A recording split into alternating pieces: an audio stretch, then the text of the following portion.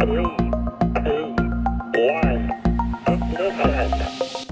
everyone, this is Dr. Liz, and you're listening to Include with Dr. Liz. This show is about everyone, all people, including you. It's about people and their diverse lived experience in this world. I chat with guests to get to know them, their identities, and their inclusion needs, so we all have an opportunity to understand how best to include them, so together we can create a world where everyone thrives. Known by everyone as being kind, caring, funny and loyal, Tony will eat anything you put in front of him. A proud husband and father, Tony works in fintech despite once being a wedding singer. Well, firstly, welcome, Tony. Hi there. But wedding singer? Yeah, I was a wedding singer I was quite young. I would have been probably about 18, 19. Did it for probably about a year.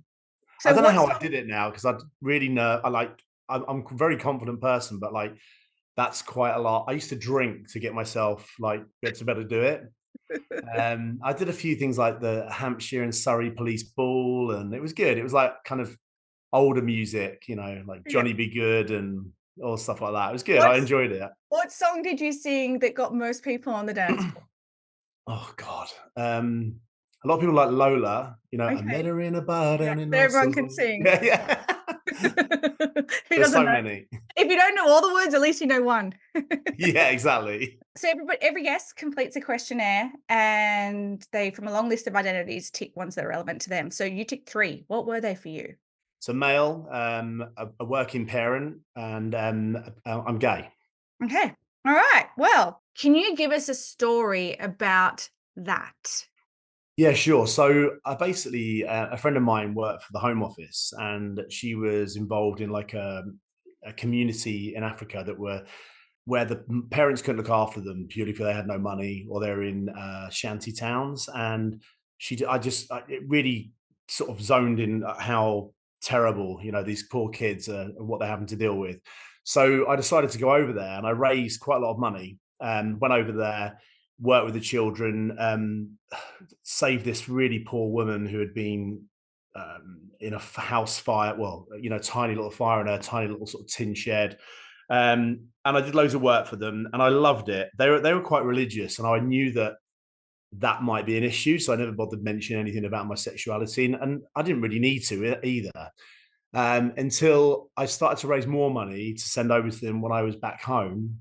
And my husband was thinking of coming with me if we went out again. So I just sort of mentioned it, and I got this message back going, sorry, we don't agree with that, and I won't be able to do it. And it's the first time I've ever had any issues at all, because I didn't come out till I was 37, which was a hard, big deal anyway. Obviously being married to a woman before. So to have that, I was a bit like, wow.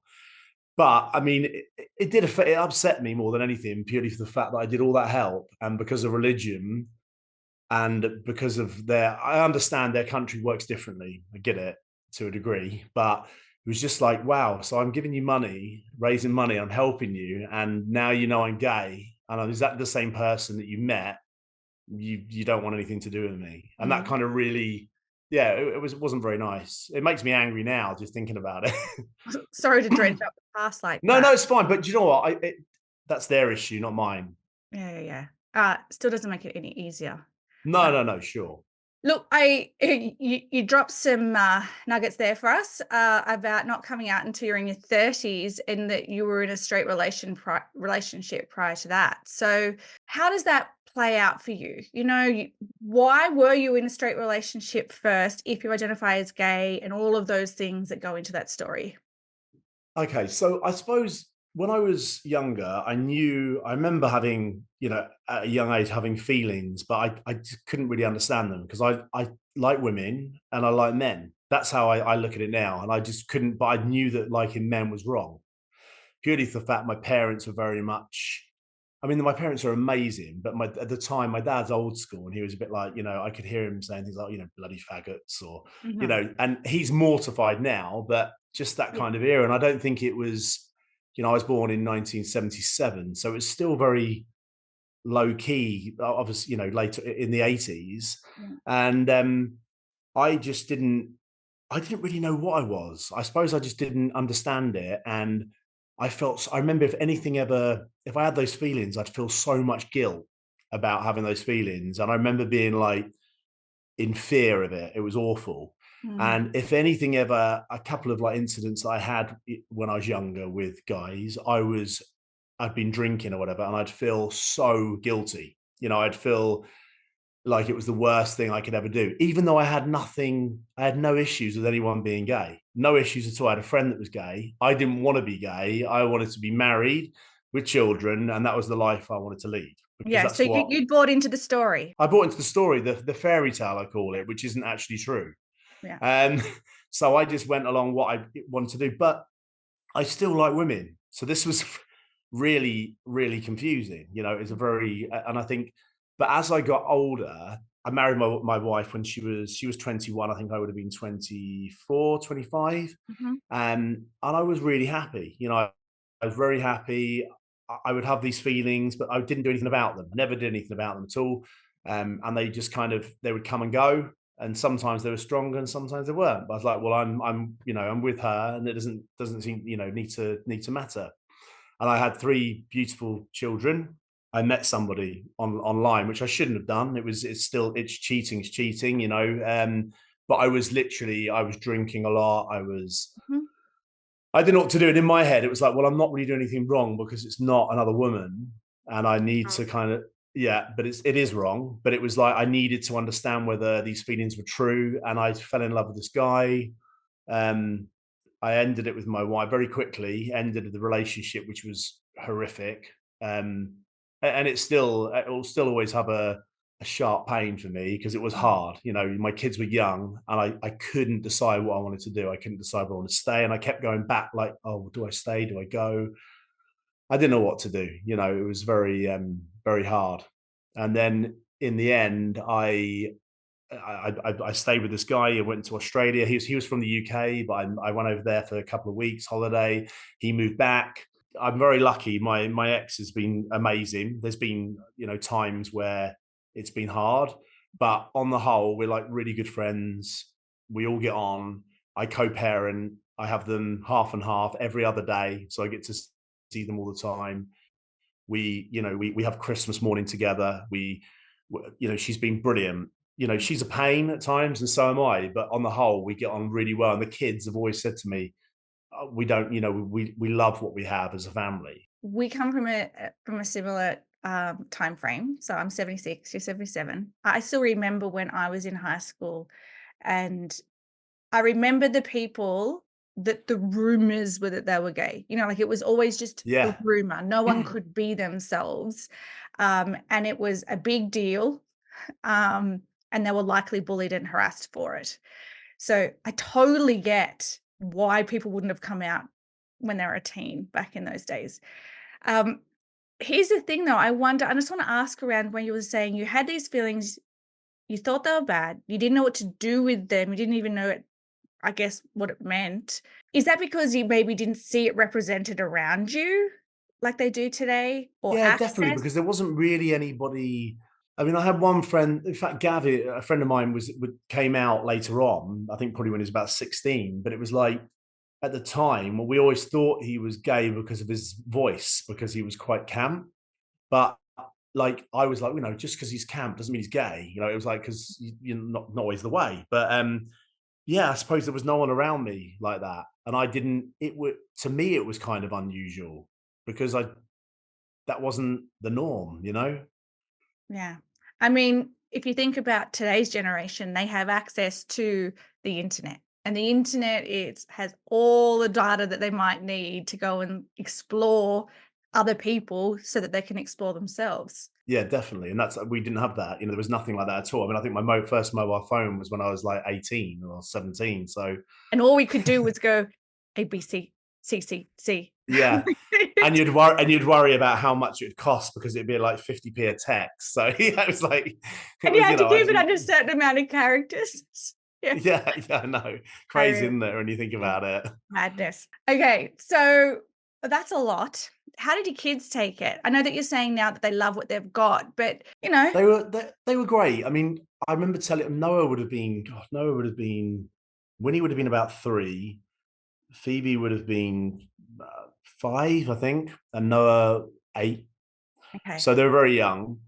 Noah was really angry with me at first. He cried. He said that I lied to him and I should have told him the truth. And I explained to him that I never lied. I just never told him. And I said it was something, and I explained, but he was fine. He was like, it was an initial thing, and then he was absolutely fine. And he, bless him. I mean, he's been like a rock to me, because when there was, I tried to kind of hide my emotions to a degree in front of him, but I also thought that he needs to see that too, because I think it's Mm, good for him to understand. He's a bit of an old soul, so he was just so supportive, and all of them were really. Winnie, the youngest one, Winnie, she was just like, I want pizza. She didn't even know what was going on. She was 3, yeah. And Phoebe just laughed her head off and just went, "Oh my God, you're going to marry a man." And that was a bit awkward when we were telling them in front of with my ex-wife. I was a bit like, "Great, thanks for that, Phoebe." And she's a bit of a Out of the character. mouths But of yeah. babes, as they say. Yeah. So it was hard, but they always say to me, like, we've most of the time got on really, really well. We Mm, have the odd fallout. We used to, but it's like more like I think of her as family, my ex. It's more like a brother and sister kind of thing yeah. now. And I'll always care for her because she's the mother of my children, and I wouldn't have married her. So it's a very different kind of breakup to Yes. a breakup that you're just leaving someone because you don't like them. It was very hard. I have genuine hope for this new generation that's coming through because Yeah, I do. I hope so. I really do. I think it's so much better. yeah. I've just been on holiday to Dubai where it's illegal, and I'm with my husband, and that was a bit strange. Even though I had a lovely time, my brother lives out there. It was strange, and to know that you can't even, it's illegal to be Yeah. that person. But we're so lucky where we are, really. Where I live, it's such a free. It's okay to be who you are. I know there's still stigma around it, but it's a lot easier. Yeah, absolutely. Just tell me how confronting is it? Like you have to change your behaviors. Yeah. I mean, I think for the way when I was in Dubai, I kind of know that it's not acceptable, even if you're in a a same sex relationship or the opposite sex. You can't, you're not allowed to show signs of affection. And I'm not really I wouldn't start, snogging my husband in front of loads of people anyway. So it's not really a big issue, but it was still a bit, I think he made it worse because he'd be like, don't say that, or don't, I was a bit like, oh my God, you're going really over the top. Like, that's like, I was trying to get a picture. He's like, can't do a picture of this. I was like, you can do a picture, like, stop worrying. And I think that's probably maybe, for him, he's had, stigmas around religion and stuff from a Catholic sort of, upbringing. So I get where that I come from. Yeah. Have you had any instances in the workplace, you just mentioned before where you're like, "Oh, I don't know whether I should say something." Yeah, I suppose when I first started with a company. It was the first job, and I had a big business, and I sold it. I had enough of it, and I just wanted to get back into employment. And I worked for a big organization. I went there, and I remember, I think it was my boss sort of mentioned, I think he's joking around saying about being gay or something. I went, well, I am. And he is in front of everyone. He's like, yeah, whatever, Tony, whatever. I was like, no, I am gay. And he was like, oh, yeah, okay. And everyone went, no, he is. And went bright red. And I went, oh my God, I'm gonna have to speak to HR about this. Just joking. He didn't Yeah. know. And he was mortified after that. So that was sort of the first time speaking about it. But I did worry me. I didn't want to, because also you shouldn't have to go, oh, by the way, I'm No. gay. I mean, Like, it's like, I don't walk in going, "Oh, by the way, I'm straight." yeah, I know. It's like it's so stupid, but at the same time, it's I think the company I worked before, the one I'm with now, I was working with a lot of Muslim kind of community. So I was doing money service bureau finances, so sending money from different countries. So I was working with Afghanis and all sorts of different, I think, origins. So it's frowned upon to a degree with certain things. So I felt a bit worried about talking, like mentioning that I was, but I just chose the people within my work that I felt was comfortable to. And it only came up because, I got married Yeah.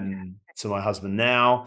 and things like that. But then the new company I worked for, it was funny because we were in the office, and my boss was there and a couple of other people there. I think it was about 5 or 6 men, and this guy, I could hear him. He's going, "Oh yeah, my partner, my boyfriend, we did this," and I was like, "Oh my god, my boss is gay." I was like, "Wow!" I kept listening in, and then the other one go, "Yeah, my boyfriend," and I was like, "What's going on? There's like everyone's gay in here." And then I was like, "Oh, my husband." And then the And they're funniest like, thing is this "You're guy, lying. You just want to be part of the club." yeah. But there was one guy in there. There was so four of us, three of us were gay, and he was straight. And he was sitting there. It made me laugh. I'm really good friends with him now. And he was like, just going, thinking, what's going on in here? Like, this is, he's, he doesn't care about anything like that. But it was just Yeah. really funny how all of a sudden he just, just came out. But they're great at my work. Like, you couldn't get, we have like TED Talks about diversity and inclusion, and they every the LGBTQI and or anything to do with Pride, they have an event with it, and people dress up in the workplace. They're just always thinking about diversity, and it's so good because you don't feel I can be myself there. I don't need to worry about it, Yeah. and that's a great thing. So on that topic, with an organization that does those, say, celebrating, like, so not just teaching people about it, but celebrating Pride, like you say, people Yeah, get to get dressed up. What does it mean to you? How does it make a difference? because they're aware of it and they know that it's okay. I mean, I think our main one of our we have a trans lady who deals with a lot of this stuff within our workplace, which is Mhm. incredible. And it just makes us so diverse. It makes me think, oh wow, they know that this is a big thing. They know that what people have gone through, and the stigma around it, and how people have suffered. The suffering. I don't think people realize the suffering that people have gone through. Not just, I didn't realize how many men were. I joined a group called Gay Dads who, similar to me, but are a lot older, that left their families in their 50s. And this is a generation of people that have kept that at bay and tortured themselves or killed themselves Yeah. even because they don't want to be gay, because it's wrong. And to know that they're celebrating that and make you feel welcoming, the same as like they do, Black Lives Matter and Yeah. everything. It's just think it's wonderful. It makes me really want to stay with that company purely for that one of their reasons. I thought of something and then I kept listening to you. And I think it was Sorry. no, don't. I don't talk at all. I'm really quiet. But you're right around, if you're happy, you're a better father, you're a better person, your mental health is looked after. And as you said, the worst can happen when you deny yourself and sacrifice, like you're saying, people that might have waited till they're 50, and really genuinely suicide becomes an option for them. Yeah. And so you're right. And I think we do the best we know at the time. And I am sure you weighed up every pro and con you could. Um, Yeah, you do. And like you said, you're never going to get it perfect for everyone. It's going to be hard. yeah, you know, what do they call it? YOLO. Yeah. You only live once. You But do. it's actually true. You live every day. You only die once. So I just think before that day, you need to do everything you can But to you're a get. long time dead, as my dad says. Yeah, it's pretty dark. Yeah, we shouldn't joke about death. No, No, I'm saying I really shouldn't, because this isn't going to be this isn't going to be in the podcast because my son died last year. So I know. I know. I'm so sorry. perhaps a little too soon, at least for my Yeah, listeners. I can get that. There was, what else support? There are other things that your organization did. People spoke up and represented in the meeting. We've covered that up off. You've had celebrations in the workplace. What else? Are there any other, do you have any examples of where it's gone wrong and where we could do an advice thing, like what could an organization do? Or if your friends, out of curiosity, if leading up to 30 something, you had some friends that suspected that you were in denial of your identity, should they have said anything to you? Could they have said anything to you? I don't think so. I don't. Do you know, it's really funny because I don't know if I'm tangent off of this, but I had people afterwards going, "I knew you were gay," and I was like, "No, you didn't. You didn't. No idea." Most people a lot of people would go, "I had no idea you were gay," or people would go, "Oh, yeah, now I kind of get it. Yeah, I think I understand that probably you were." And I was like, "You didn't. You had no idea." But I think people start to think, about things that you've done, or so they assume that maybe you're gay. And I'm like, that's so ridiculous. So I don't know. I don't think if people had told me, I think I would have been more annoyed because I would have been more defensive. I would have probably like been like, no, I'm not. Why do you think that for? And I think I remember someone saying, "Oh, you're quite feminine," and I was thinking, "What?" And that was a real. I was really annoyed about that because I thought I'm not feminine. I think the word is I'm very. I'm not shy. You can probably guess that, and I'm not. And I'm kind of just. I'm in touch with my feelings, Yes. which, and I can talk about them, which I think that's a good thing to have. And I suppose that what people think is that's not masculine, but that's why we've got so much stigma around people keeping their boys and men and keeping all that information inside them because they can't talk about it. I mean, and that is So why the incidence of suicide in men is far higher than women. I yeah, am sure of it. 100%. I totally agree with you because even now there's people that I've met who are like girlfriends, and they've said, "Oh, my boyfriend, we're going to meet him. I'm really good friends with him now. This guy, and he was a bit like worried about meeting us because we were gay, which I found really bizarre. He loves us to bits now, but he didn't understand it either. He Mm. didn't have no idea, and he is so like hard. It's hard to him to talk about stuff, and I think, God, if only you could just discuss that. But he finds it easier to talk with me about it, which is great. So yeah. I mean, it seems like a bit of a naff question to ask, but I think maybe if people are listening, it might be relevant to them. Say you are that person that's has never socialized with another couple. So you're straight in a straight relationship. Your whole social circle is that way, but you're invited to go for dinner to a new friend, and they're gay, and you're like, oh, I'm a little uncomfortable. I don't know how to deal with this. Like, do you have any tips or advice for them? I know it sounds like a dumb question, but I think No, I know it's not though, because I think people do find that weird. It's almost like you become a topic, like, oh, guess what? They're gay. It's kind of like, oh God, what? And yeah, I yeah, think you just have to like, you have to remember that not. I think in my head, I used to think that everyone that was gay would be really flamboyant and be like skipping around and wearing rainbows and stuff like that. But not everyone's like that. Like we're all different. The same as heterosexual people can be really different. You have swingers, you have all these sort of things, yeah. we're all different. It doesn't matter what sex we are, we're different.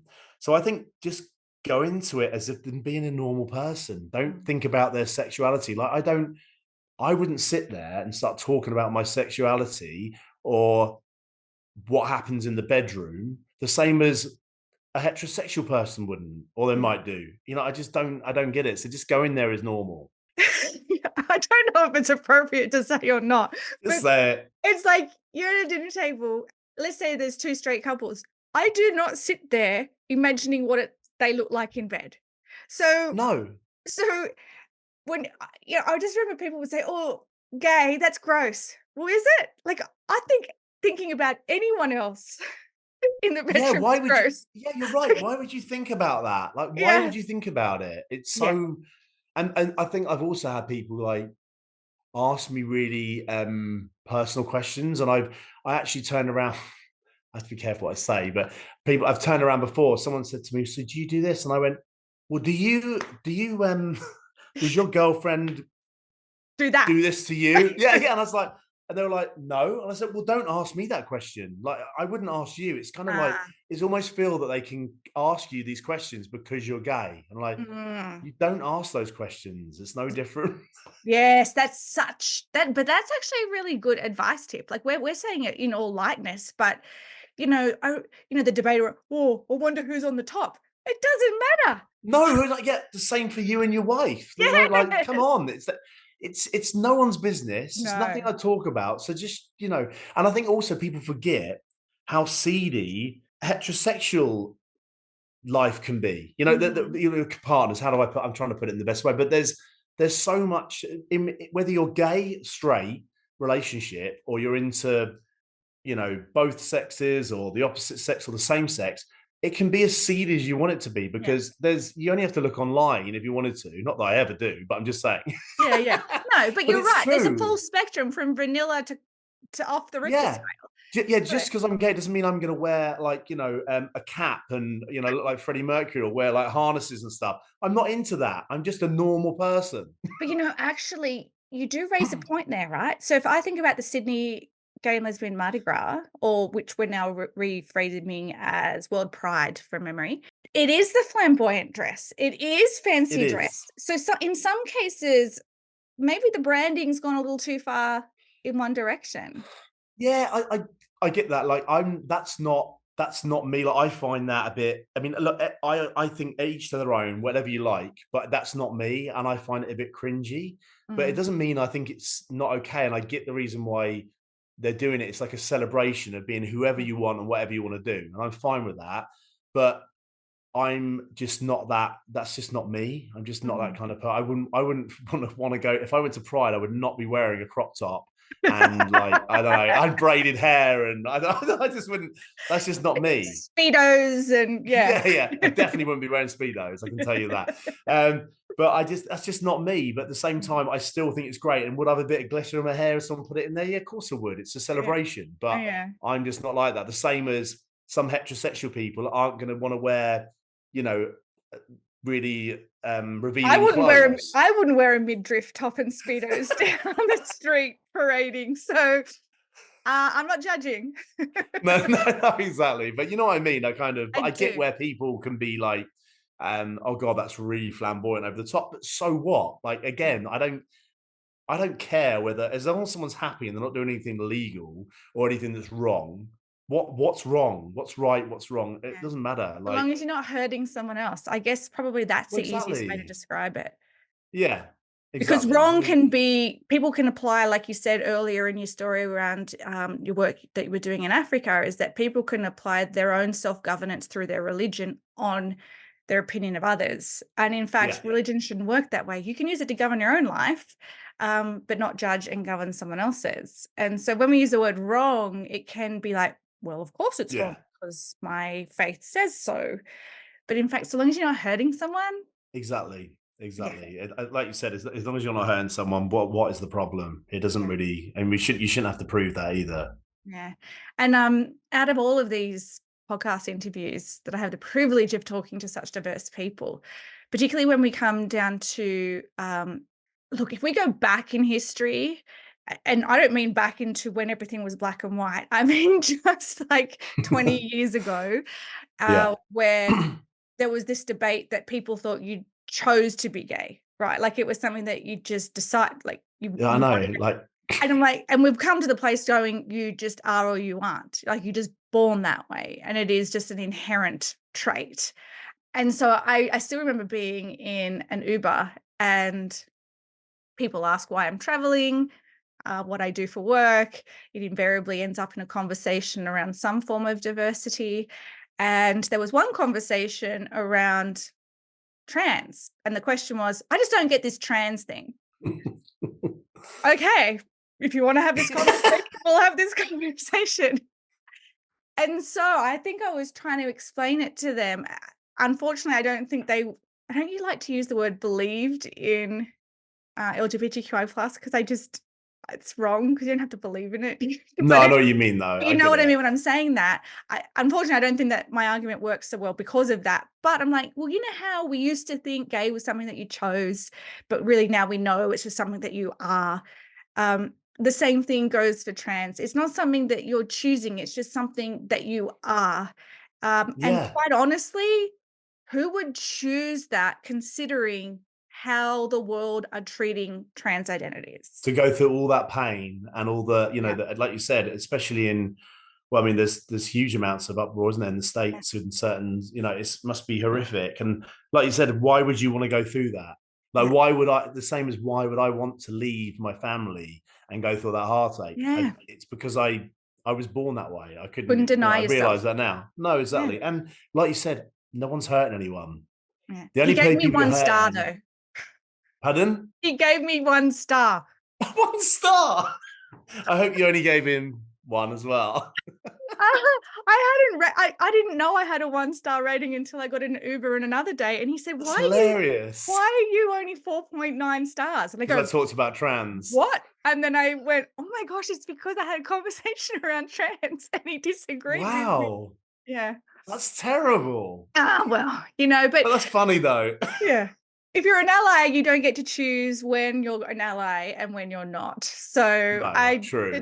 I live loudly as an inclusive person. So, I'm 4.9 stars on Uber.